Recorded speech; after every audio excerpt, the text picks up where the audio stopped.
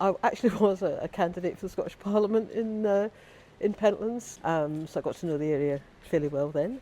And part of it is part of Edinburgh South, which is area Ian Murray represents for Westminster, so I've done quite a lot of work with him there too. In every part of Edinburgh, the biggest issues are some of the basic services.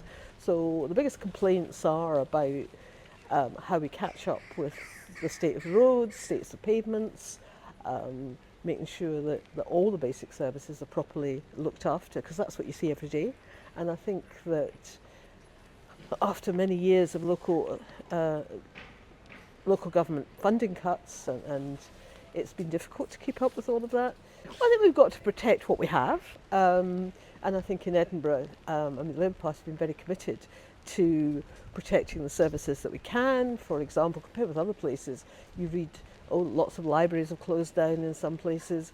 That hasn't happened in Edinburgh because we fought hard to keep those going. And people will mention it here as well, are things like, too many Airbnbs that take over, make it probably are making the rental market more expensive than it needs to be. Yes, I mean, I am hopeful. I never take anything for granted, and local government votes are different from say, general election votes.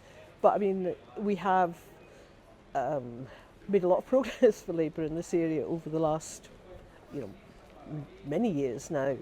I think it's partly because people have been listening to what we've had to say. It's a changing, population changes as well.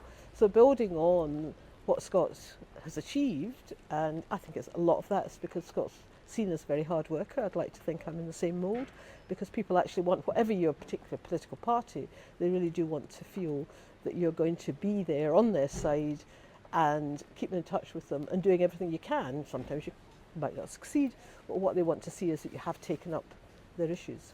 I'd like to see the council upping its game, and I do think we've become, and this isn't just about the council, this is about a lot of organisations now, very much dependent on everything being done as a kind of online, you can contact us in this way. But a lot of people can't manage that, and they find it extremely difficult to communicate, and I think we've really got to review that. It suits a lot of people. Some people find it easy and they find it quicker, but for some people it just makes their whole life much harder, and then maybe they do get into financial problems because they haven't been able to contact anyone. It's a mixture of experience, enthusiasm, energy, and a real concern for people. I mean, I enjoy working with people, I enjoy hearing from them, and even when we don't always agree, I feel that the job of a councillor is to represent them all.